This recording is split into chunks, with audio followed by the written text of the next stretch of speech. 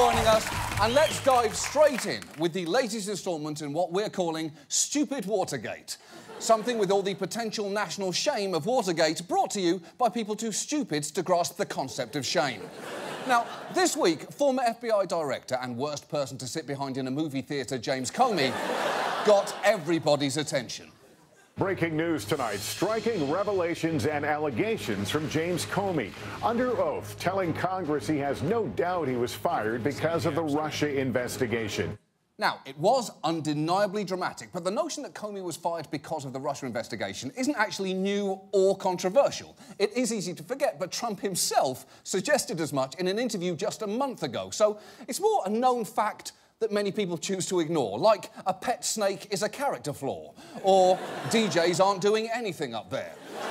But nevertheless, James Comey, the result of a mall security guard's drunken hookup with an oak tree, did testify before the Senate Intelligence Committee, and within 3 minutes, he had forcefully addressed Trump's initial excuse for firing him. Saying that the organization was in disarray, that it was poorly led, that the workforce had lost confidence in its leader. Those were lies, plain and simple. Well, hold on there, because let's be honest here. Donald Trump's lies are never plain and simple. Each one is like an everlasting gobstopper. You'll never make it through every layer because it was produced by an insane person who should never be in charge of anything.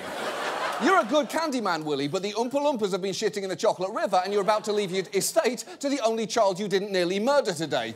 You have no business running a factory. And that was just one of many times Comey questioned the president's credibility. Just listen to the amazing reason that Comey gave for taking detailed notes on his meetings with Trump. I was honestly concerned that he might lie about the nature of our meeting, and so I thought it really important to document. He is describing his meeting with the president like a person who thought he was about to be murdered. Well, all of a sudden, we were alone, so I texted my location to a friend and tried to get some of his DNA under my fingernails. And look, it is a good thing that Comey, a disgruntled giraffe who was somehow cursed by a warlock to head the FBI, did take notes, because some of his encounters with the president got pretty weird, like the infamous dinner where Trump allegedly asked for his loyalty. How unusual is it to have a one-on-one dinner with the president? Did that strike you as odd? Yeah, so much so that I assumed there would be others, that he couldn't possibly be having dinner with me alone. Yeah. He was tricked into a one-on-one dinner with Donald Trump, which is definitely not the first time that that has happened. Comey is just lucky, frankly, that Trump didn't try and pull the old hole in a bucket of popcorn trick. And look, let's all admit, it is also better to have a dinner alone with Trump than have Jared Kushner there too. Just staring at you silently with his creepy, dead eyes. Oh, is that you, Jared? I thought you were a painting of an orphan from the Great Depression. But the truth is, the most tantalising moments may turn out to be the things that Comey didn't or wasn't able to say, like in this exchange. Do you believe Donald Trump colluded with Russia? It's a question I don't think I should answer in an open setting. Yeah, I can't answer that question here, although I have been screaming the word yes into this paper bag for the last 4 weeks, which I can submit as evidence to the committee if required. I will, however, need to be provided with a new scream bag. Now, Comey declining to answer doesn't necessarily mean there's anything there. He could just be operating out of an abundance of caution. But there was a moment where he seemed to hint at something new, and it came when discussing the FBI's lack of surprise at Attorney General Jeff Sessions recusing himself from the Russia investigation. Our judgment, as I recall, was that he was very close to and inevitably going to recuse himself for a variety of reasons. We also were aware of facts that I can't discuss in an open setting that would make his continued engagement in a Russia-related investigation problematic. Now that sounds like a big deal. If someone asks you if you've ever had sex with a turtle and you say, there are facts about that I can't discuss in an open setting, the answer is yes. And the closed setting you'd prefer to discuss it in is eggslist.com, a message board for finding hot, freshly hatched turtles to have sex with. Now, all in all, Comey's testimony appears pretty damaging for the White House, and in the immediate aftermath, even Fox News was struggling to spin any positives. Politically, I thought it was very damaging to the president. I am concerned after hearing Jim Comey today. It was far stronger, more credible, and more damning than the statement we got from Jim Comey yesterday. I think this sort of brings home the question of the president's credibility, which is always a big loss. Wow. That is not good. Although, at this point, saying something damaged Trump's credibility is kind of like saying that graffiti is a real eyesore on that pile of dead pigeons. As for the president himself, he was notably silent the day of the hearing, but sent a tweet early the next morning that began, "Despite so many false statements and lies, total and complete vindication." And just think about what he's saying there. Trump is essentially claiming that he's been vindicated by testimony he's claiming is false. At this point, he's become a walking logical paradox. I honestly wouldn't be surprised if he just starts tweeting things like, "I just travelled back in time and killed myself. Very unfair."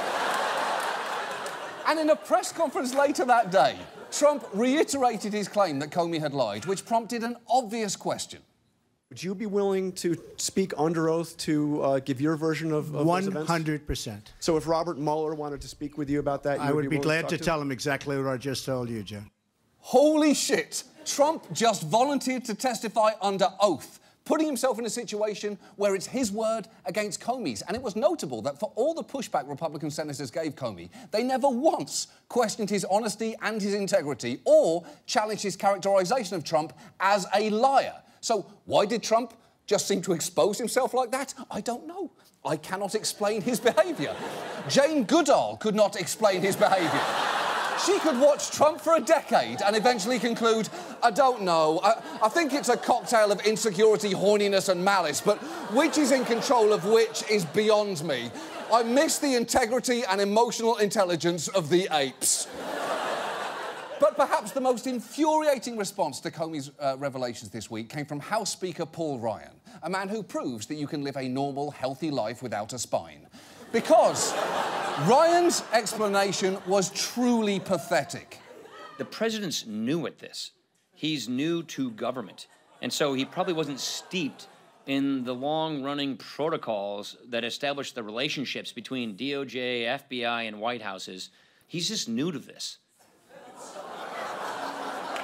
There are so many problems with what he just said, but the main one is that there are undeniably times when the excuse, "he's new to this," is fair. If you work at a daycare and on your first day you mix up the 3 Olivias, no big deal.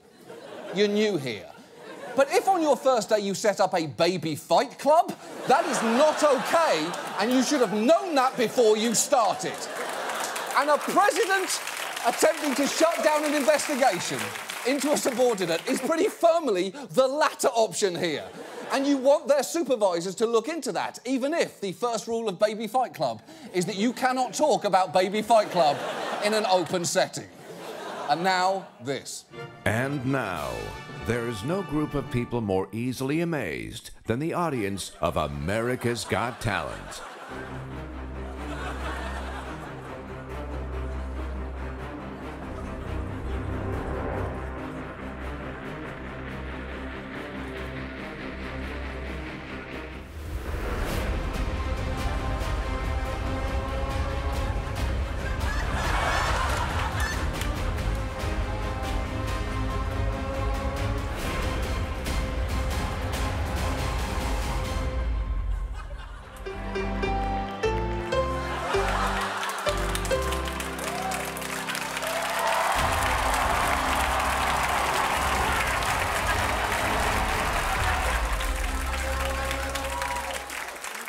Moving on. Our main story tonight concerns the United Kingdom, the country that's been saying, "Yes, Queen," for centuries. We've been saying it for centuries. Yes, Queen, yes! Yes, Queen! Now, the UK held a national election this week. There wasn't actually due to be one for 3 years, but Prime Minister Theresa May called it early. It's called a snap election, and she did it to consolidate her power, although it didn't quite work out that way. A disaster for the UK Prime Minister tonight. Theresa May's Conservatives suffering a stunning setback. Her goal of securing a stronger hand for Brexit negotiations has backfired spectacularly. The snap general election has ended with a hung parliament. Yes, this was a clusterfuck, or to be more precise, a crumpet fuck of epic proportions. Theresa May is hanging on to her job by a thread. To stay in power, she's attempting to cut a distasteful deal with the DUP, a hardline, anti-gay, anti-abortion party in Northern Ireland, which has opened her up to even more criticism. Meanwhile, there are rumours of a leadership challenge from within her own party by Boris Johnson, a grown man who perpetually looks like a 7-year-old who's just spun in circles for 2 minutes and is about to throw up. And while Theresa May did manage to win re-election in her own constituency, even that came with some humiliation. And let me explain. British politics has a proud tradition of having all candidates standing together on the stage when the results are announced, even joke candidates, which means that on election night, as her party was dealt a massive blow, the Prime Minister here had to stand on stage alongside Elmo, who got 3 votes, as well as Howling Lord Hope of the Monster Raving Loony Party, who got 119 votes. And if you've noticed this guy, wait till you hear his name. Lord Buckethead, 249. Oh, you can roll your eyes all you like, Theresa. Your evening just found a way to get a lot worse.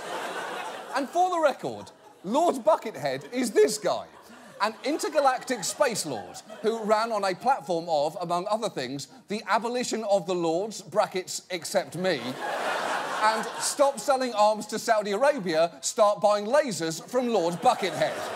And he did this all while looking like Darth Vader fucked an Amazon Echo.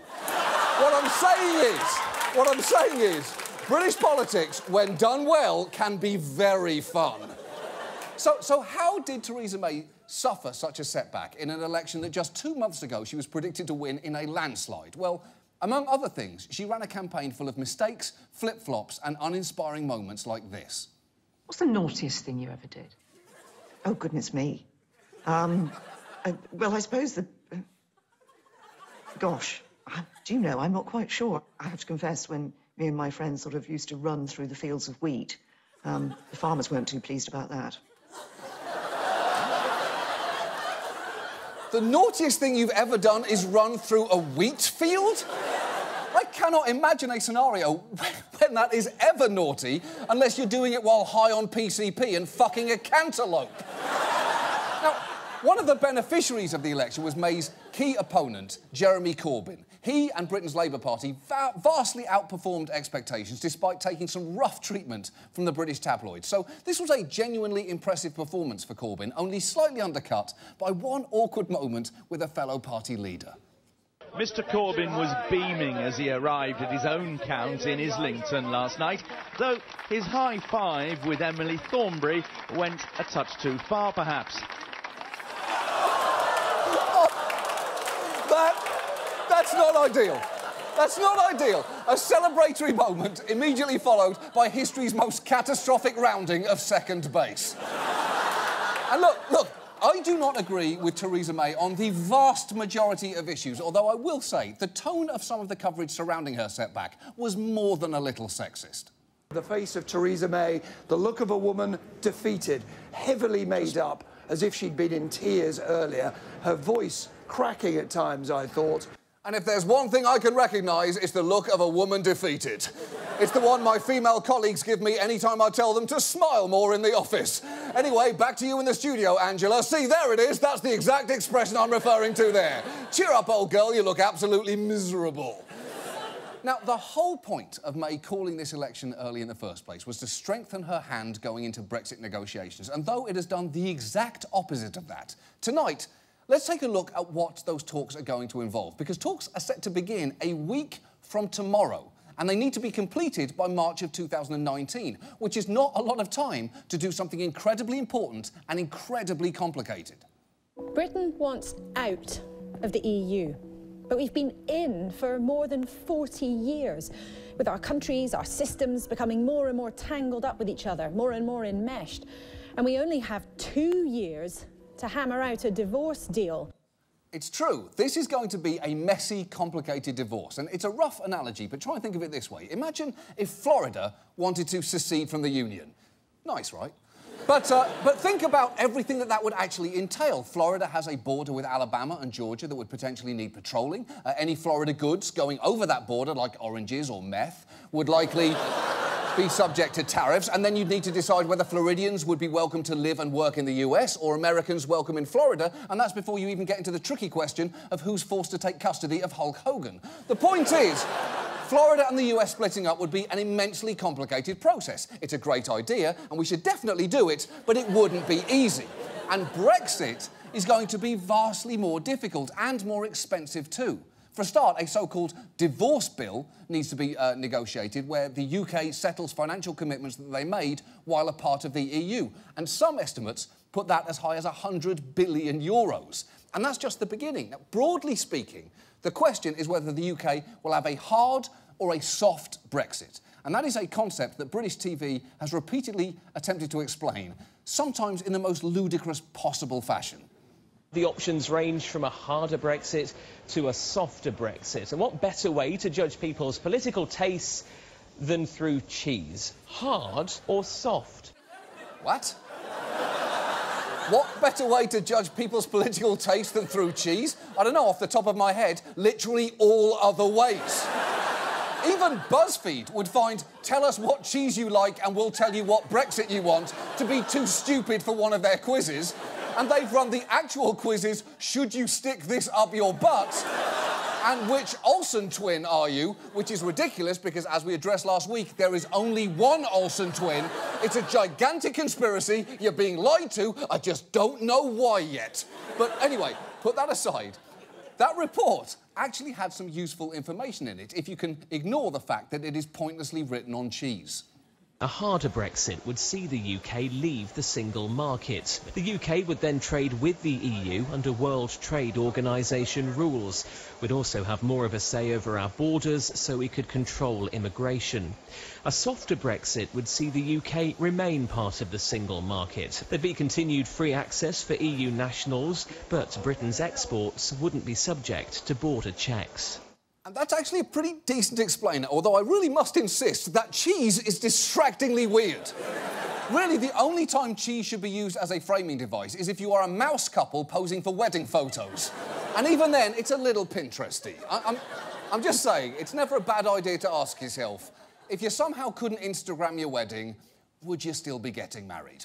Anyway, the point is, within that hard-soft framework are decisions that will affect a lot of lives. Take immigration. There are currently 3 million EU citizens living in the UK and 1.2 million British citizens living in Europe, all of whom, presumably, wouldn't mind knowing where they're going to be allowed to live and what their rights might be in just 2 years' time. Then there's the issue of Northern Ireland, which is part of the UK and will therefore Brexit, but the Republic of Ireland is part of the EU.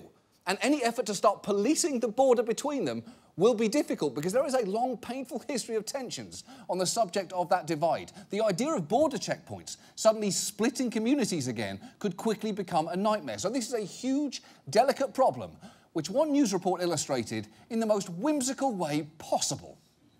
Pip the dog goes on a brief excursion to the Republic of Ireland and returns to the United Kingdom just as easily. This dog, he had no licence to cross the border, so he'll have to go to jail now. He's an illegal immigrant. Now, yes, that is undeniably an objectively silly way to illustrate an important issue, although I will say I'm not sure there is a better metaphor for the British Empire than "a jolly chap named Pip shows fuck all respect for a border. This bit of land here is mine, and this one too, and this part is very fun to play around in." And we haven't even got to what may be the most difficult issue of all here, and that is trade. Because pulling out of the EU single market without striking a favourable trade deal could expose UK products to high tariffs, and that is especially worrisome for farmers, since around 2/3 of the UK's agricultural exports go to the EU, not to mention the significant EU farm subsidies that would be lost. So it's frankly no wonder that farmers are concerned. Andrew Boff's family have farmed here since 1947. If we leave without a trade deal, he'll be badly hit. We'd have a job to export things because of the tariffs, particularly with something like these sheep, which a third of all lambs in the country need to be exported. The whole food industry, I believe, is at risk. Yeah, we're going to have a rub, haven't we? That's what I do in life. Now listen, could they have cut out of that interview before the pig started grinding on that post? Yes, but they didn't, because they knew that twerking pig may actually be the perfect embodiment of the entire Brexit situation. It's in motion already, we're all powerless to stop it, and it is impossible to look away. And as for how the British economy will fare outside of EU-negotiated trade agreements, that is also very much unclear. Some argue that things could work out great, and that no matter what, British products are so desirable, they will find eager customers all around the world. And maybe that's true. Maybe pork pies, Marmite, mushy peas and undiagnosed clinical depression will all take the planet by storm. And sure, that is technically possible, but there is a massive amount of work to do before that can happen. For instance, the UK will need to decide which EU laws regulating many of its industries it'll choose to keep, on everything from workers' rights to environmental protection. It'll also likely need to set up its own regulatory agencies to replace the EU bodies that it's been relying on, and it may also need to negotiate new treaties to replace the 759 EU broker deals that it will immediately be excluded from, governing everything from wine to nuclear power to the 1981 bilateral agreement with Iceland concerning the trade of sheep meat and goat meat. What I'm trying to say is, any single part of Brexit is a mountainous task, and that is before you get to the tiny little bits that you understandably haven't even thought might be a problem. 250,000 dogs and cats go across the British Channel every year. Trying to work out how the pet passports work, that would take several months of negotiation. He's right! They even have to work out the issue of pet passports. And while they are a genuine logistical concern, pet passports do also sound like they belong to real arsehole cats and dogs. I mean, technically I'm a Persian, but I consider myself more a citizen of the world. Fuck you, Muffin, you still use your mouth to clean your butt. You're not better than me. You're not better than me. And remember, the entire Brexit deal with the EU needs to be finalised within just 2 years. And if you're thinking, well, what if they don't get it done in that time? Well, this happens. If there's no deal, that leaves only one option: the cliff edge. The cliff edge describes the reality of one day being in the EU with everything that means, and the next day being out of it with no deal. You know, there is exactly one instance in which the melodramatic stock footage of an old-timey car flying off a cliff is appropriate for news broadcast, and congratulations, you have all just witnessed it. Because if there is no deal, everything from tariffs to immigration would basically default to the harshest possible scenario, which could destabilise the entire country. And look, in theory, they could get an extension on the negotiation, but that would require all 27 EU members to unanimously approve it, and I would not rely on that happening. The EU has a vested interest in making this negotiation as difficult as possible, because however much they may value the UK as a partner, they need to dissuade any other countries from pulling out. And the EU is already taking a firm line. For instance, after the Brexit vote, Boris Johnson, a man with the face of a Roald Dahl character and the uncomfortable racism of a Roald Dahl, claimed that our policy is having our cake and eating it. Well, watch EU President Donald Tusk dismantle that idea. To all who believe in it, I propose a simple experiment. Buy a cake, eat it, and see if it is still there on the plate. There will be no cakes on the table. For anyone. There will be only salt and vinegar. Ouch! Ouch, Donald, ouch! Nothing but salt and vinegar. That is some tough talk, although someone should probably tell him that British people absolutely love salt and vinegar. Just look at all of our variations on salt and vinegar crisps. So, to be honest, threatening the British by saying there will be only salt and vinegar on the table is like threatening the French by saying there will only be wine and baguettes, or threatening the Swiss by saying there will only be chocolate and Nazi gold. Those are their two favourite things. They like those equally. The fact is, the UK currently faces a daunting task. The pound has suffered since the Brexit vote, and Theresa May seems to have fatally weakened her position going into the negotiations, making it harder for her to enact her plan, although it wasn't clear what the fuck that plan was in the first place. Because while she seems to favour a hard Brexit, she could be maddeningly evasive when asked for specifics. People talk about the sort of Brexit that there is going to be. Is it hard, soft? Is it grey, white? Actually, we want a red, white and blue Brexit. That is the right Brexit for the United Kingdom. But what does that mean? You're heading into a negotiation that will set the course for Britain for generations, and you're naming colours on the fucking flag. Forget running through fields of wheat.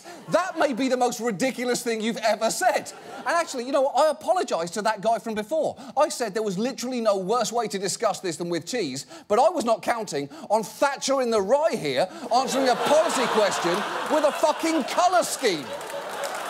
And you know what? Her vagueness did not go unnoticed. In fact, it is not a great sign that the single most honest statement from any candidate in this election regarding the difficulty of the task ahead came from a man with a 2-foot bucket on his head. Your Prime Minister, your MP, Theresa May, called this election about Brexit. Have we heard from her what she plans to do about Brexit? No. This is mad.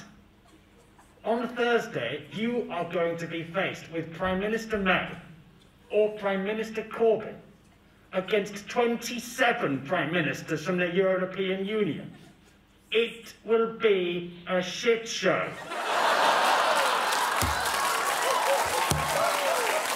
You know what? You know what?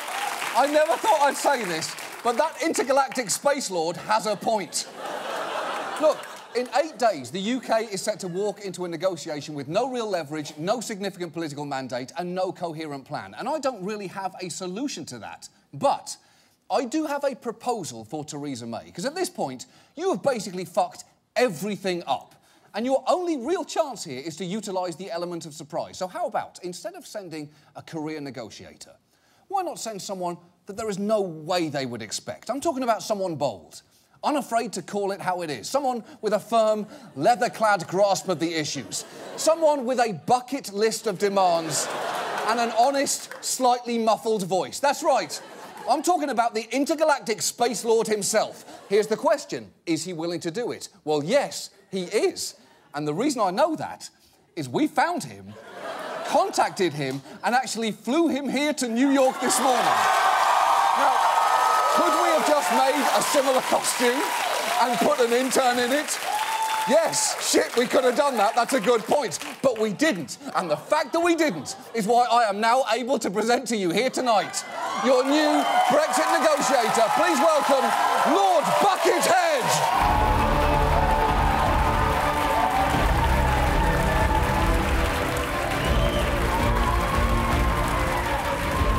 That's right. On your knees, Earthlings. Theresa May, if you are still Prime Minister by the time that this show airs, I implore you, send the Dark Lords to Brussels. Is it an absurd idea? Yes, but it would not even be close to the stupidest thing that you have ever done. Thank you so much for watching. That's our show. We'll see you next week. Good night.